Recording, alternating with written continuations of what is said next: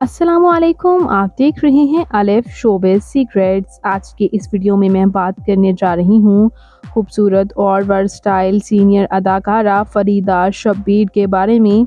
फ़रीदा शब्बीर की बेटी तो इतनी खूबसूरत और इतनी हसीन और अदाकारा निकली, आप भी देखेंगे तो हैरान ही रह जाएंगे। आइए जानते हैं मुकम्मल डिटेल्स। उससे पहले अगर आप मेरे चैनल अलिफ शोबिज़ सीक्रेट्स पर नए हैं तो मेरे चैनल को ज़रूर सब्सक्राइब कर लें।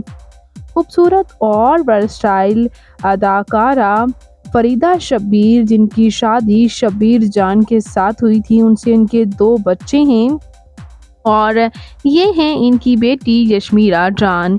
इनकी बेटी यशमीरा जान तो इतनी खूबसूरत हैं और इतनी वर्सटाइल भी कि देखकर हर कोई हैरान ही रह जाता है। देखकर अंदाज़ा लगाना ही मुश्किल है कि क्या ये इन्हीं की बेटी हैं, लेकिन वाक़ई ये इन्हीं की बेटी हैं और कितनी खूबसूरत हैं, आप अंदाज़ा लगा ही सकते हैं।